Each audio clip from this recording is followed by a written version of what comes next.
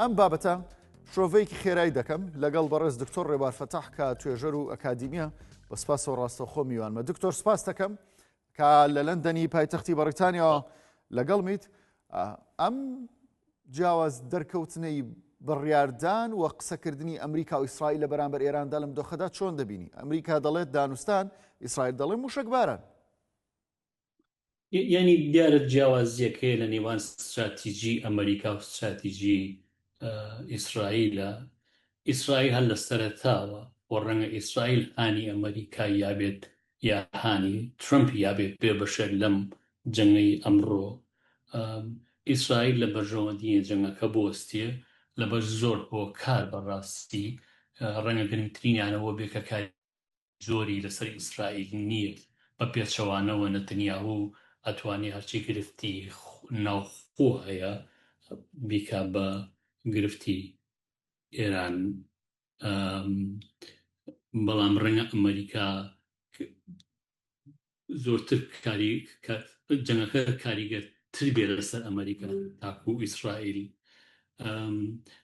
هەر ئێران نییە لە چەند ڕۆژی ڕابردووە زۆر بە خەستی باشووری لوبنانی بردومان کردو ئیسرائیل کە بەڕاستی ئەو وێرانی کە من دیم و ئێوەش هەمووی بینن زۆرتر ئینفراستراکچرە پێکاتەی باشووری لوبنانە نەوەکو تارگێتێکی تایبەتی. نیگەرانیش لەوایە کە بەڕاستی کەسمان نازانی ئەم جەنگە بەرەو کوێ چیە، چونکە کە ڕژێمی ئەسەد ڕووخا بە ئێمەیان وت حیزبوڵڵا لاواز بووە چونکە سەرکردەکانی هەموو لە ناو برد، بەڵامەوە تا ئەمڕۆی بینین ڕاز بێ یان ڕاز نەبێت حیزبوڵڵا بەردەوام بردومانەکرێت کەواتە حیزبوڵڵا هەر هەیە و هەرماویشە. وابزان هەمومان سەرمان لێ تێک چووە ئەم جەنگە بەرەو کوێ دەچێت، چونکە ئامانجێکی تایبەتی نیە، ئامانجێکی سیاسی نیە، ئامانجێکی استراتیژی نیە. زۆرتر جەنگەکە بەردەوام لە وەکو بەینی زەڵێن هیتین دە موڤینگ تارگێت لە ئامانجێکی جوڵاو ئەدەینێمە.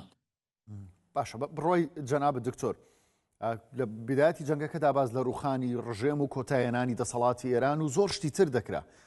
هەست دەکەی ئەم چەند ڕۆژی جەنگە ئەم بڕوای لای ترەمپ گۆڕی بێ و ڕەنگە بڕیاردانەکەی تەحول بێ بگۆڕێ بۆ شتێکی تر وەک لەوەی کە گۆڕانی ڕژێم و دەسەڵاتەکە بێ؟ ینی دیارە ئەوە قسە زۆر هەڵەگرێ.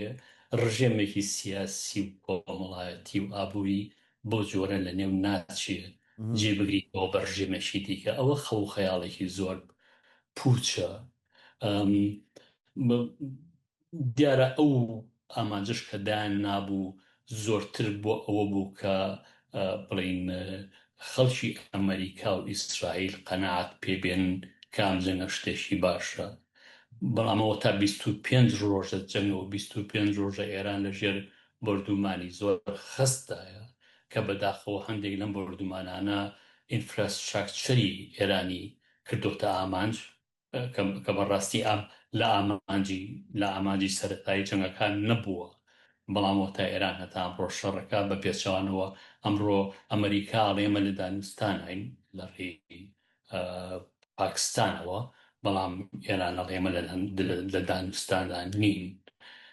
ئەوەش پیشانی ئەیە کە لەگەڵە بۆشە کە سەرکردەی باڵای ئێران لە ناوچووە، سەرکردەی باڵای سیاسی ئێران ناوچووە لەگەڵ ئەوەشدا کە ئێران 25 ڕۆژە بردمان دەکرێت ڕژێم نەگۆڕاوەکو خۆیان وتیان ئێرانیش پاشگەزی نەکردوتەوە لەو داواکارانی کە پێشتر هەیە بووە. جا نازان لە پشتی پەردەوە چی ڕۆدا، ڕەنگە لە چەند ڕۆژێک داهاتوودا بۆمان ڕوون بێتەوە. زۆر زۆر سپاس دەکەم دکتۆر. سپاس بۆ بەڕێز دکتۆر ڕێبار فەتاح توێژەر و ئەکادمی کە لە لەندەنەوە میوانی ئەم شرۆڤانی کەناڵەش بووی. سپاس بۆ جەنابیش.